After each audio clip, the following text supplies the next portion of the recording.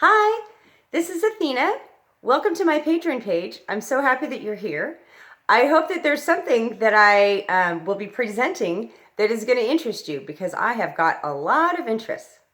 And one of the first things I wanted to point out, since it's just right behind me, is I'm an artist and I have been traveling the world for my whole life, pretty much, since I was like 14. And, I'll talk to you about that if you're interested later.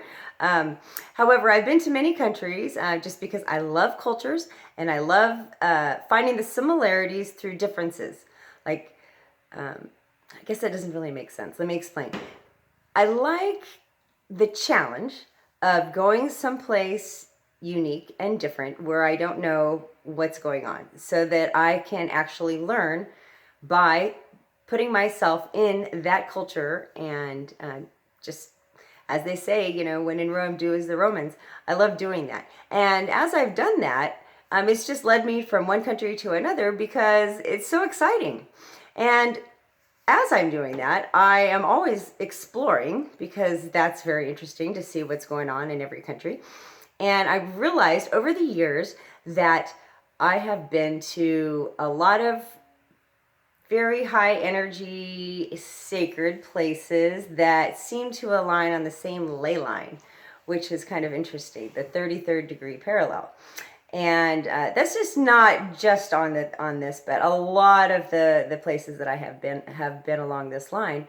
And now that we have Google Earth, I was able to really line it up and see.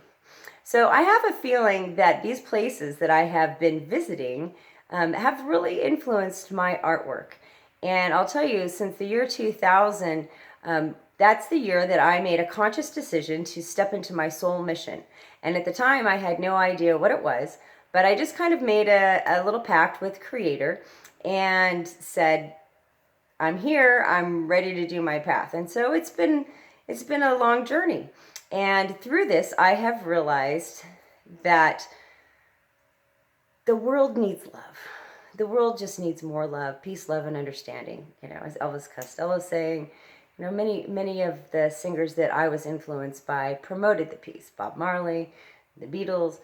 Even though there's controversy behind almost everything nowadays, the general message is how it makes you feel in your heart. And one of the things that I have noticed through my travels is that people are people everywhere. And a lot of these things that we're told as we grow up, it doesn't matter what country you're from, there's always like somebody to hate. There's always the opposition, the bad guy. And if you notice, well, I'm noticing because I've gotten older, older and wiser, but I have noticed the patterns repeating. When I was a little girl, it was the Russians. They were our enemy. And when my mom was a little girl, it was the communists. And then in the 90s and, up until now, it's the Arabs. And so I decided to purposely place myself in those lands of controversy. And I had the last place I have been living was the Hashemite Kingdom of Jordan. And that was from 2009 to 2015 was this last stint.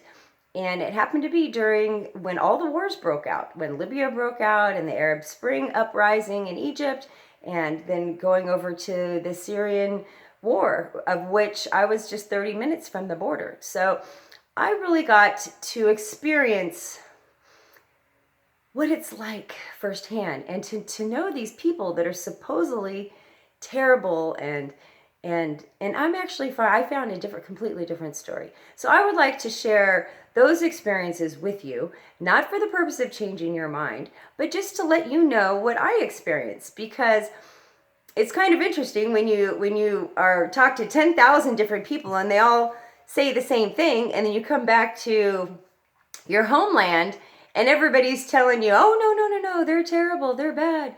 And you're just like, what? They're not bad?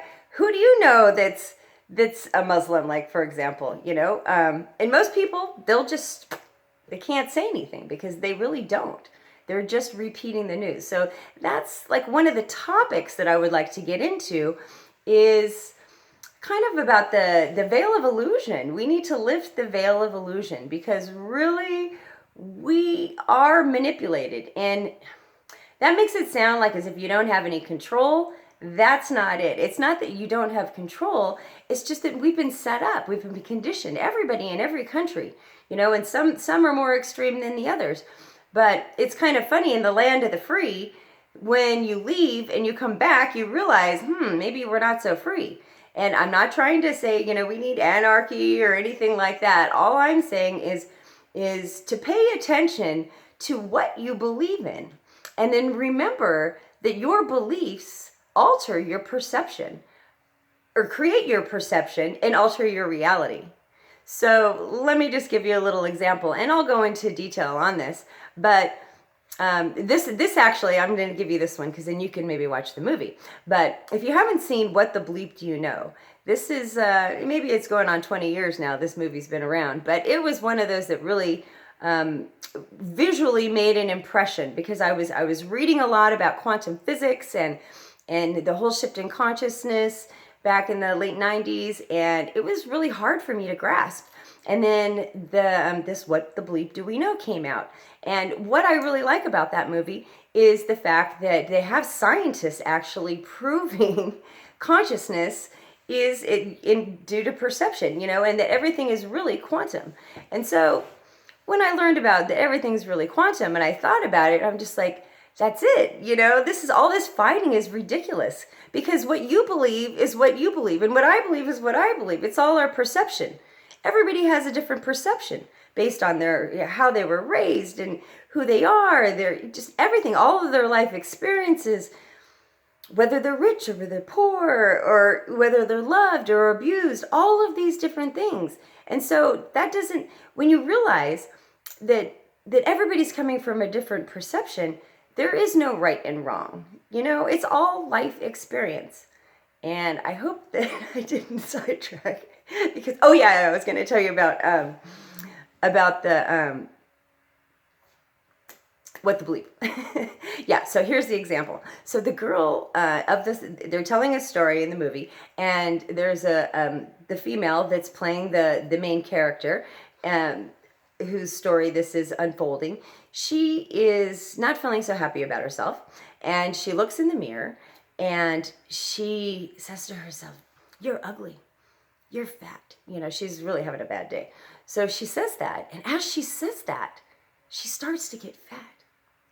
And I'll tell you, I have actually experienced this happening when my friend said it in the mirror when we were in college. She did the same thing. We were looking in the mirror, and she kept saying, "I'm so fat," and I'm looking at the mirror, and I'm like, "Girlfriend, you are not fat." Why do you keep saying that?